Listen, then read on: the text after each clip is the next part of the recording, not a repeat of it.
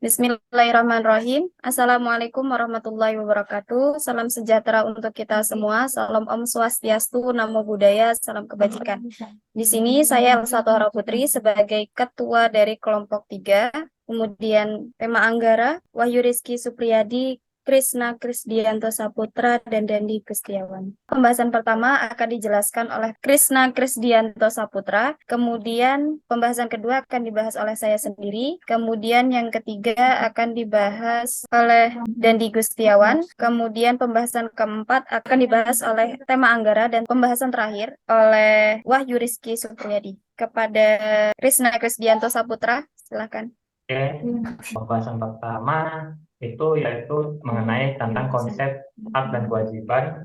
Apa itu hak dan kewajiban? Kewajiban adalah sesuatu yang harus dilakukan sebagai konsekuensi seseorang dengan statusnya, sedangkan hak adalah sesuatu yang harus diterima sebagai konsekuensi pemenuhan kewajiban. Dari pengertian kewajiban dan hak tersebut, tergambar bahwa hak dan kewajiban merupakan dua konsep yang berbeda, tapi tidak dapat dipisahkan.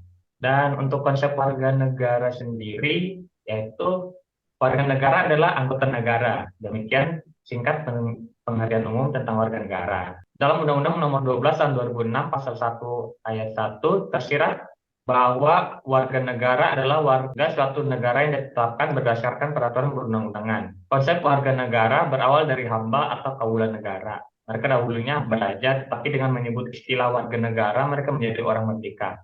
Ia bukan lagi hamba raja, melainkan peserta dari suatu negara. Oleh karena itu, ia kemudian memiliki hak dan kewajiban terhadap negaranya. Pembahasan selanjutnya akan dibahas oleh saya, yaitu tentang contoh hak warga negara. Poin pertama, setiap warga negara berhak memeluk dan menjalankan agama yang mereka yakini. Kemudian poin kedua, setiap warga negara berhak menyuarakan pendapat mereka secara lisan dan tulisan sesuai undang-undang yang berlaku. Poin ketiga, setiap warga negara berhak menerima pendidikan dan pengajaran, dan setiap warga negara berhak menikah. Poin keempat, setiap warga negara berhak mendapatkan penghidupan yang layak. Setiap warga negara berhak memiliki kedudukan yang sama di mata hukum dan mendapat perlindungan hukum. Poin selanjutnya, kemudian contoh kewajiban warga negara, yaitu kewajiban untuk membayar pajak dan retribusi yang ditetapkan pemerintah baik pusat maupun daerah. Kemudian kewajiban untuk menaati, tunduk, dan patuh pada peraturan hukum yang berlaku di wilayah negara Indonesia. Kewajiban untuk menghargai orang lain, kewajiban untuk mengikuti pendidikan dasar, kewajiban untuk melakukan pembelaan kedaulatan negara, dan kewajiban untuk tunduk kepada pembatasan atas hak kebebasan. Oke, selanjutnya pembahasan akan dibahas oleh Dandi Gustiawan. Baik, saya lanjut ya untuk pembahasan syarat memperoleh status kewarganegaraan. Pertama, telah berusia 18 tahun atau sudah kawin. Kemudian, pada waktu mengajukan permohonan sudah tinggal di Indonesia, paling singkat 5 tahun berturut-turut atau paling singkat 10 tahun tidak berturut-turut. Lalu, sehat jasmani dan rohani. Kemudian, dapat berbahasa Indonesia serta mengakui dasar negara Pancasila dan Undang-Undang Dasar 1945. Kemudian, tidak pernah dijatuhi pidana dengan pidana penjara 1 tahun atau lebih. Kemudian tidak berkewarganegaraan ganda dan mempunyai pekerjaan atau penghasilan tetap serta membayar uang kewarganegaraan ke kas negara. Kemudian untuk prosedur pengajuan, permohonan itu diajukan di Indonesia oleh pemohon kepada Presiden melalui dalam hal ini Menteri Hukum dan HAM. Kemudian berkas permohonan disampaikan kepada pejabat yang menangani masalah kewarganegaraan RI.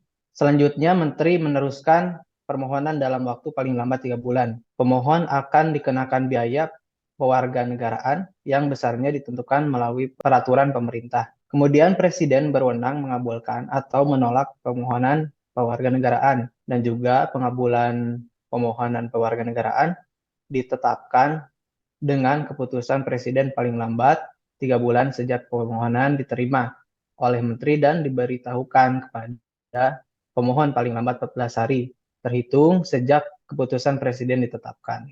Nah, jika permohonan tidak dikabulkan, maka penolakan harus disertai alasan dan diberitahukan oleh Menteri kepada yang bersangkutan paling lambat 3 bulan sejak tanggal pemohonan diterima Menteri. Keputusan Presiden berlaku sejak tanggal pemohonan mengucapkan Sumpah dilakukan paling lambat 3 bulan sejak keputusan presiden dikirim kepada pemohon.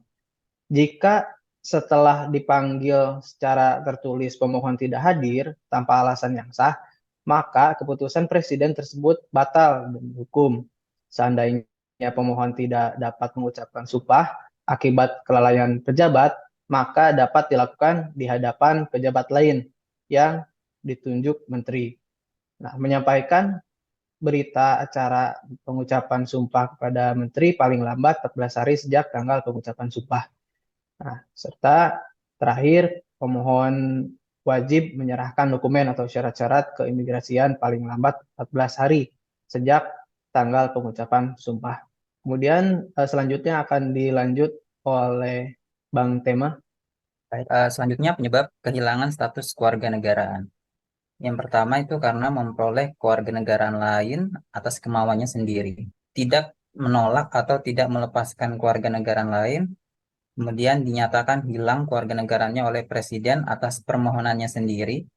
Yang bersangkutan sudah berusia 18 tahun atau sudah kawin, bertempat tinggal di luar negeri, dan dinyatakan hilang kewarganegaraan Republik Indonesia tidak menjadi tanpa kewarganegaraan. Lalu ada masuk dalam dinas tentara asing tanpa izin terlebih dahulu dari presiden, kecuali mereka mengikuti program pendidikan di negara lain yang mengharuskan mengikuti wajib militer. Kemudian yang terakhir secara sukarela masuk dalam dinas negara asing.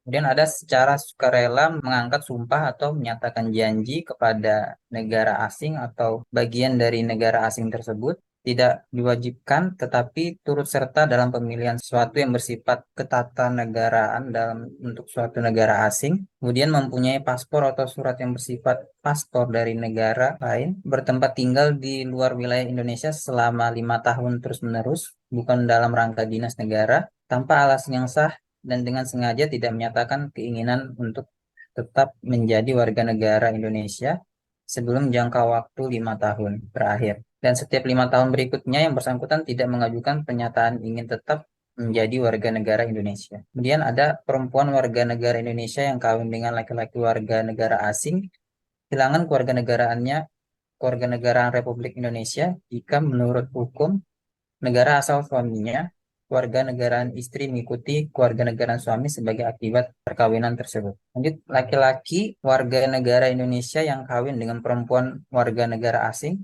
kehilangan kewarganegaraan Republik Indonesia jika menurut hukum negara asal istrinya, kewarganegaraan suami mengikuti kewarganegaraan istri sebagai akibat perkawinan tersebut. Kemudian kehilangan kewarganegaraan bagi suami atau istri yang terikat perkawinan yang sah tidak menyebabkan kehilangan status kewarganegaraan dari istri atau suami. Terakhir, setiap orang yang memperoleh kewarganegaraan Republik Indonesia berdasarkan keterangan kemudian hari dinyatakan palsu atau dipalsukan, tidak benar atau terjadi kekeliruan mengenai orangnya oleh instansi yang berwenang. Selanjutnya materi prinsip negara menghendaki status kewarganegaraan tunggal akan disampaikan oleh Mas Wahid.